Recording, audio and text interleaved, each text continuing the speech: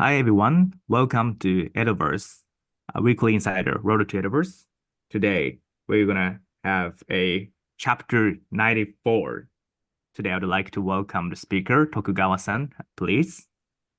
Thank you, Mitsushi-san. So this is part 94 of of my presentation, and also part 3 of the Tokugawa political ideology / political system.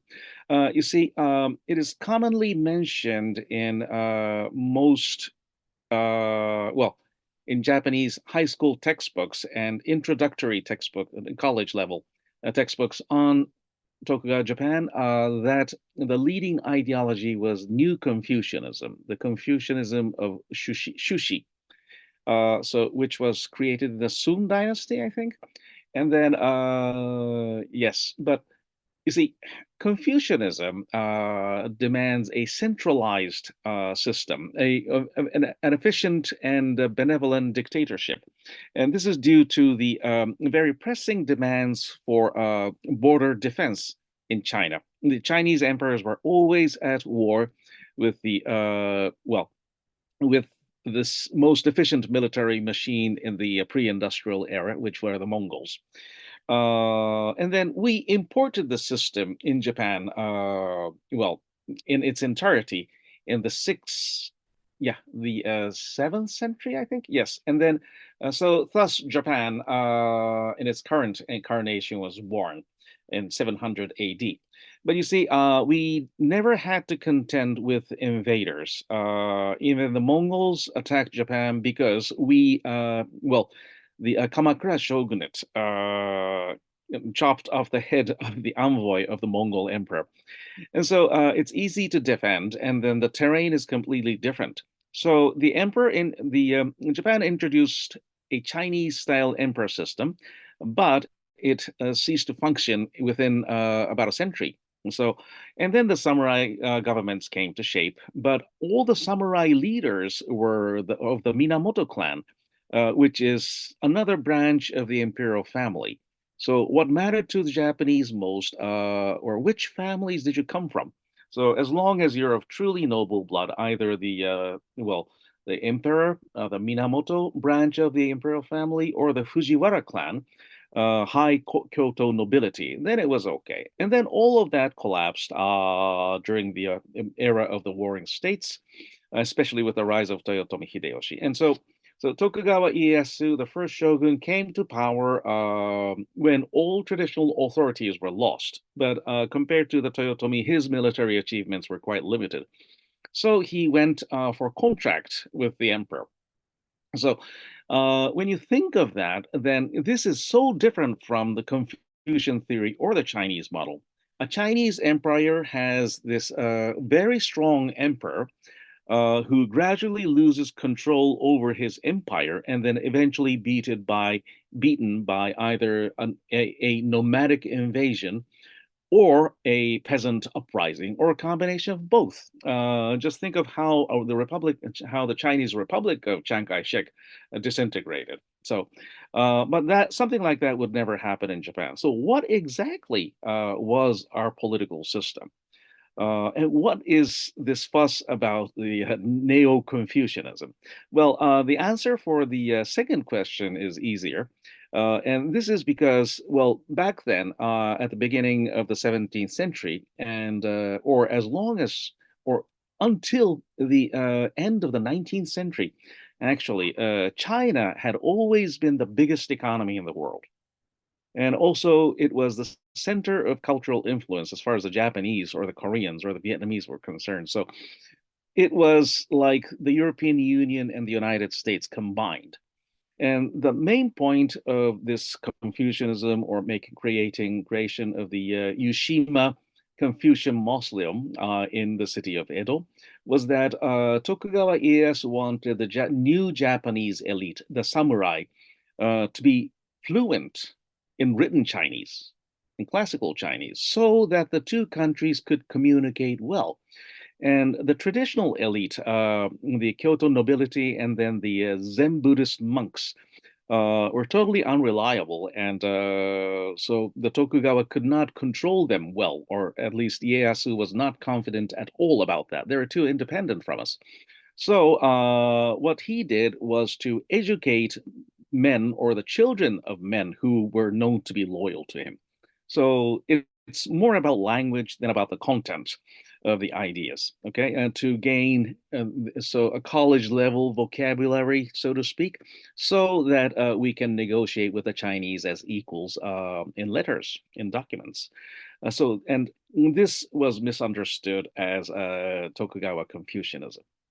Okay, so so I think that's enough for this week, and so next week I hope to wrap up about the Tokugawa political ideology. Okay, so thank you, Mitsushi-san. Thanks, Tokugawa-san. Now, I would like to welcome the next speaker, JJ, please. Hi, Mitsushi-san. Thank you. Hello, everybody.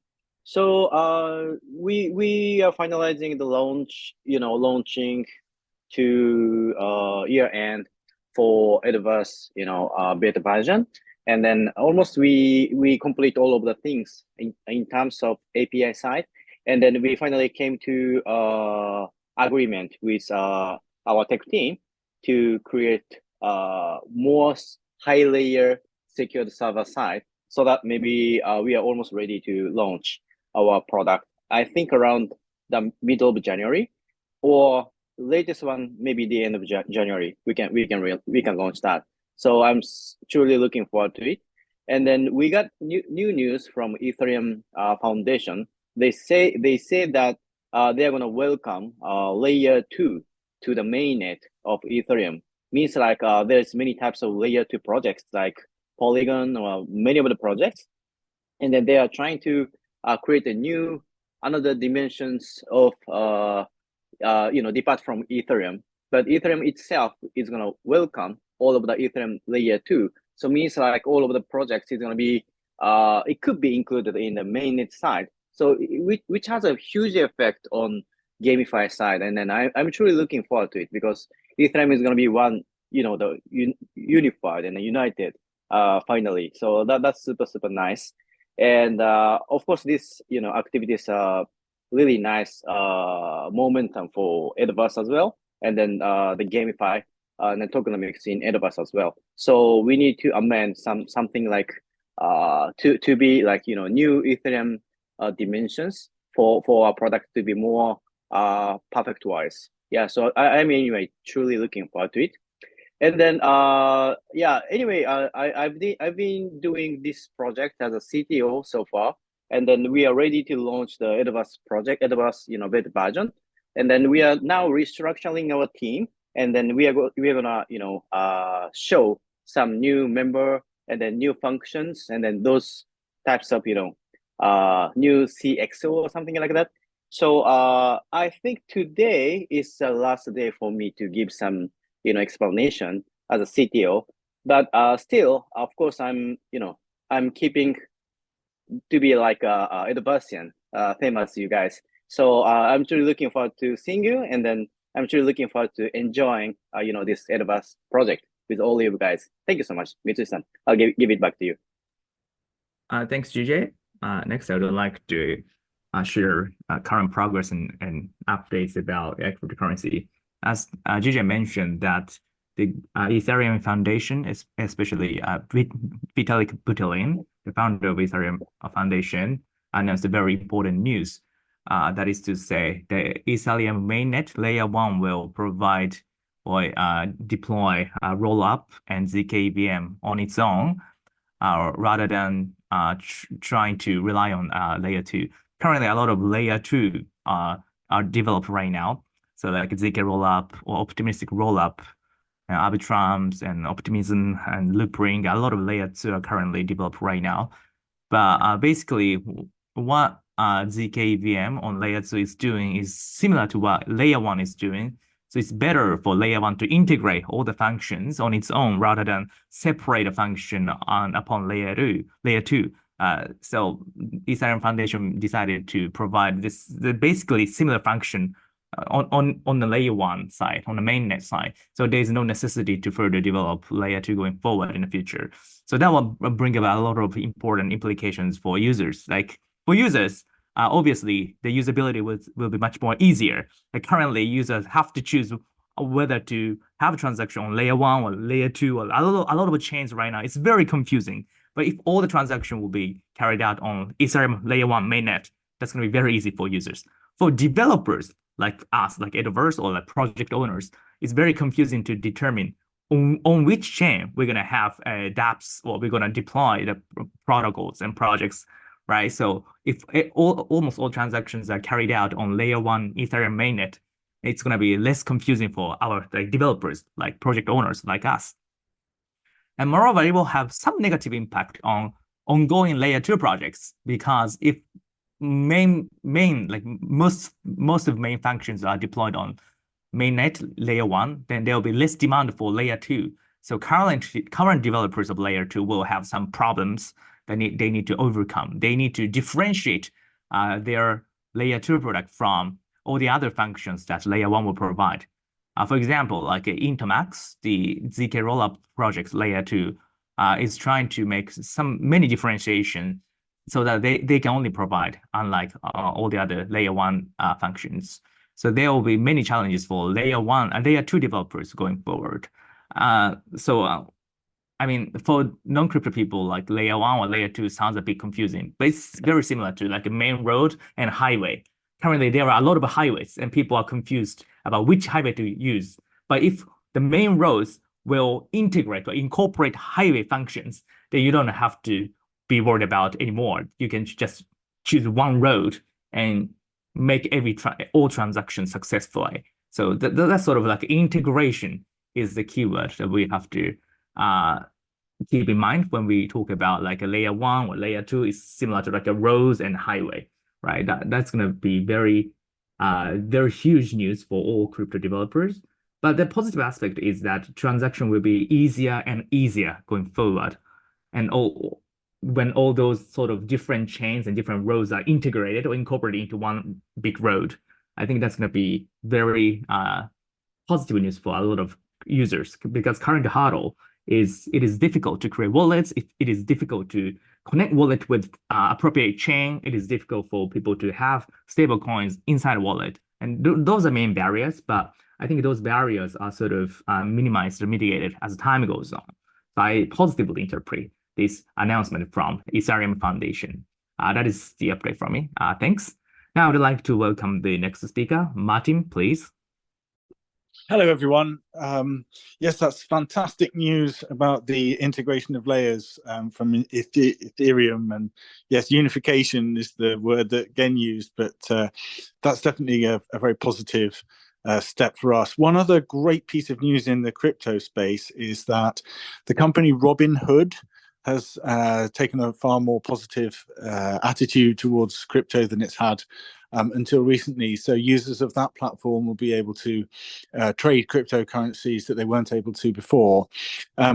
So this is another move towards, as you say, lowering the barrier to entry. So more and more people, those retail investors, mostly in the States, obviously Robinhood is international, but most of their users are in the US, and they are definitely going to be putting more focus on crypto going forward. So another piece of positive news for the industry there. I guess I was, once again interested in what Tokugawa-san was saying about the political economy of the Edo period, and it brought to mind a stereotype about Japan and the Japanese, that they take innovations that are developed initially overseas, incorporate them into their own system of thought, if you like. And we see this with technology. Obviously, Japan takes a piece of technology that was invented elsewhere and then create a superior finished product. So I think perhaps that, Tokugawa-san will enlighten us in future episodes, but yes, perhaps that kind of adaptation of a foreign thought system and then customizing it to fit the Japanese mentality is a fascinating process. So yes, looking forward to hearing more about that in the next episode. But that's it from me this week. Mitsushi-san, back to you. Thanks, Martin. Now I'd like to welcome Dominic, please. before maybe I think, yeah, thank you, Ms. San, and hello everyone. But maybe I think before we I talk today that our tech leader, Mr. Ken, is here. Can you just make some comment, please? Thank you, Kurata-san. So sorry for late in joining. So at first, we have several reports. At first, we are currently working on the release of the Edoverse space for January. As per monthly event, we are working hard on a mini game that introduce a point system. Mystery box purchases, be sure to be revealed your mystery boxes.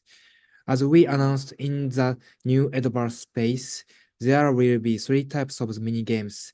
Several design phases are underway.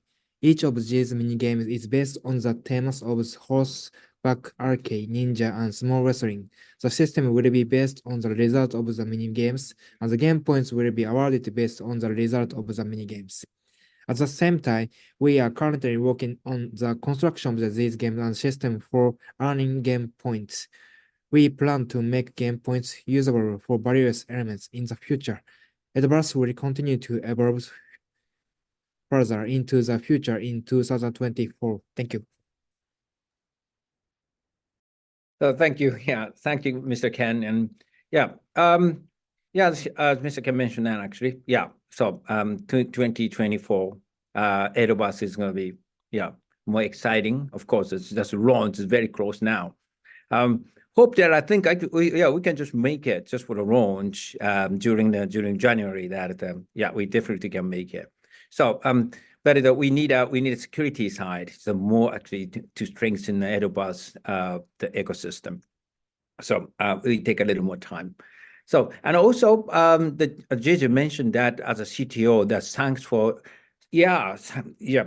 everything. Actually, we really appreciate for the contribution. That's I think that we just finalize to just launch the Edoverse now, and then the GJ's contributions is really great for the Edoverse the startup. But now the Edoverse, after this Edoverse launch, that we start the new era of Edoverse, and then we have to just reform sort of the development structure. So then once that's just GJ just is going to just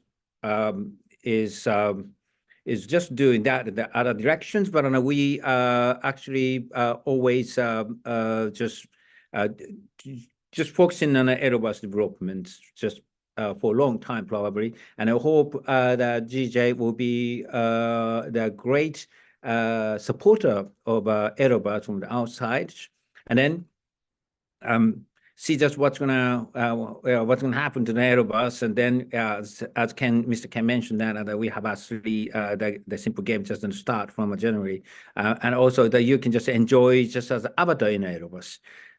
Hope that we can make it, and also we will finalizing to launch the Edoverse now.